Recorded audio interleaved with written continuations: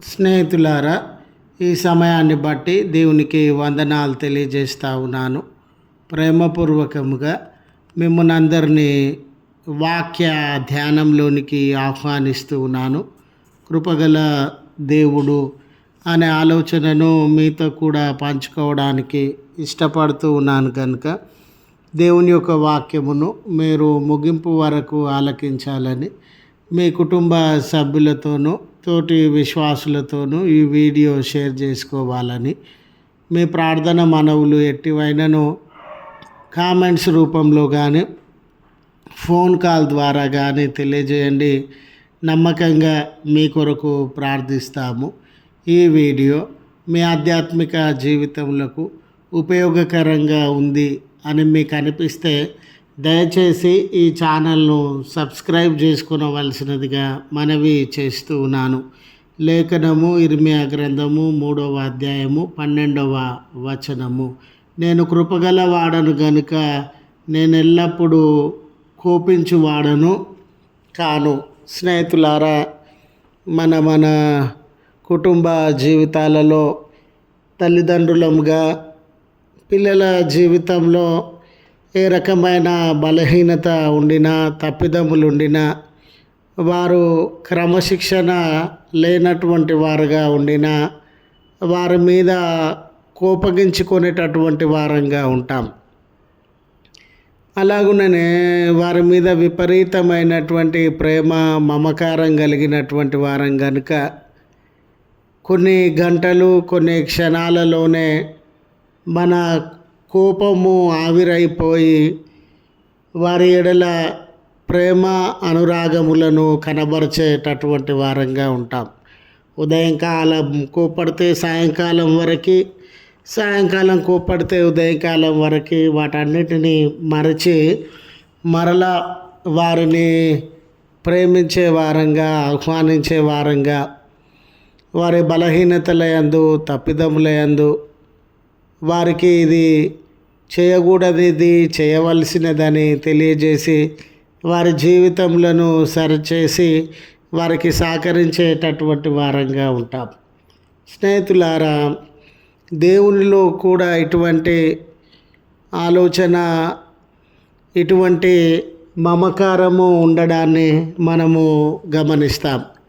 ఇశ్రాయేలు జనాంగం కానివ్వండి, యూదా జనాంగం కానివ్వండి, దేవుణ్ణి ఎరిగి ఉండి, దేవుని చిత్తము ఉద్దేశములను ఎరిగి ఉండి వారు తమ ఇష్టానుసారముగా జీవించడం వలన దేవుని యొక్క ఆలోచనకు, దేవుని యొక్క చిత్తానికి వ్యతిరేకంగా పాపంలో, పతనంలో, ఆ పాపము వలన, పతనం వలన అనేక ఇబ్బందులలో, విదేశీ చెరలో, బానిసత్వంలో మ్రగ్గిపోతూ ఉన్నటువంటి తరుణము.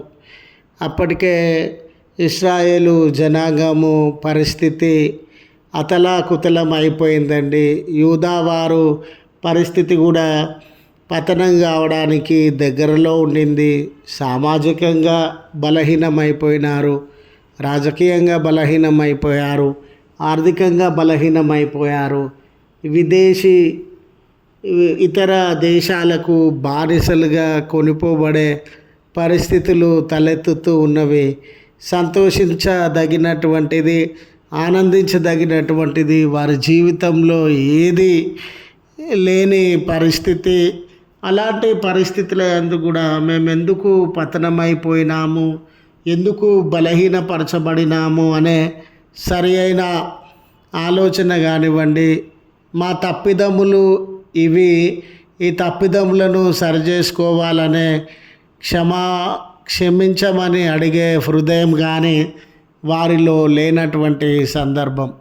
అలాంటి తరుణంలో ఇర్మియా ప్రవక్త గారితో, ఈ ప్రజల దగ్గరికి వెళ్ళండి, ఈ ప్రజలు కన్నీళ్ళలో ఉన్నారు, ఈ ప్రజలు చెరలో ఉన్నారు, ఈ ప్రజల జీవితంలో సమాధానము, నెమ్మది దూరమై చెరలో జీవించేటటువంటి వారుగా ఉన్నారు.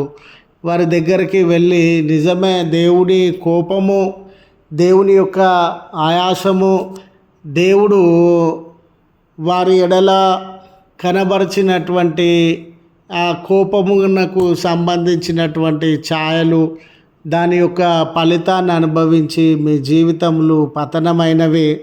కానీ దేవుడు కృపగలిగినటువంటి వాడు.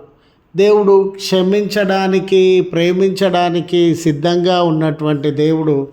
మీరు ఒక పర్యాయము మీ బలహీనతలను సరి చేసుకొని మీ తప్పిదములను ఎరిగినటువంటి వారుగా ఉండి ఆయన వైపు తిరిగినట్లయితే ఆయన కృపగలిగినటువంటి దేవుడు కనుక. చూడండి, కృప అనేది చాలా ప్రాముఖ్యమైనటువంటి విషయము. మనము యోగ్యులము కాకపోయినా కూడా మనలను ప్రేమించగలిగినటువంటి స్థితిని, మనము యోగ్యులము కాకపోయినా మనల్ని క్షమించగలిగినటువంటి స్థితిని కృపగా మనము అర్థము చేసుకోవాలి. ఈ జనాంగాన్ని దేవుడు ఆ అట్టి కృపతో దర్శించడానికి సిద్ధంగా ఉన్నాడు. ఈ దినాన మరి మన జీవితంలో కూడా మనము ఏ ఏ స్థితులలో వెనుకబడినటువంటి వారంగా, బలహీనులంగా, పతనాన్ని, కొరతను, సమస్యలను, అశాంతి, అసమాధానములను ఎదుర్కొనేటటువంటి వారంగా ఉన్నప్పుడు దేవుడు మనలో ఇంకా బలహీనత ఉండొచ్చు, అవిధేయత ఉండొచ్చు, లోబడనటువంటి మనసు ఉండొచ్చు. అయినా దేవుడు మన నేరములను, మన బలహీనతలను తలంచుకొనక ఆయన యుద్ధకు రమ్మని తన కృపచేత మనకు ఆహ్వానాన్ని అందజేస్తూ ఉన్న తరుణంలో మనము ఇప్పుడు ఆయన దగ్గరకు వచ్చి ఉన్నట్లయితే మనము ఏ ఏ తప్పిదములలో ఉన్నాం, ఏ ఏ బలహీనతలలో ఉన్నాం, ఈ వ్యక్తి పనికిరాడండి, ఈ వ్యక్తిలో మార్పు ఉండదండి అని అనుకునే దేవుడు కాదు. కానీ ఆయన మరలా అవకాశాన్ని ఇచ్చి మన జీవితంలో సరిచేసుకునేటటువంటి మరొక అవకాశాన్ని, మరొక సందర్భాన్ని అనుగ్రహించుటకు సిద్ధంగా ఉన్న దేవుడు అని గుర్తు చేస్తూ ఈ మాటలను ముగిస్తూ ఉన్నాను.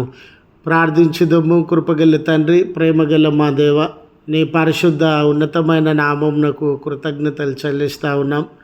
మీ కృప ఉన్నతమైనటువంటి దయ మా బలహీనతల యందు, మా యొక్క అవిధేయతల యందు, మా యొక్క పాపముల యందు మమ్మను క్షమించి మరలా మీ వద్దకు రాగలుగుటకు, మా జీవితంలో సరిచేసుకొనగలుగుటకు చాలినటువంటి దయ.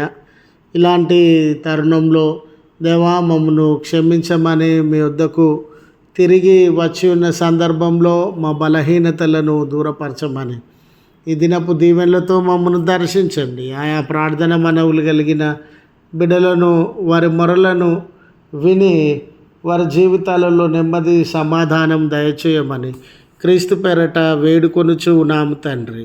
ఆమెన్. తండ్రి, కుమార, పరిశుద్ధాత్మ త్రియేక దేవుని దీవెన మనకు తోడై ఉండి మనలను కాపాడునుగాక. ఆమెన్.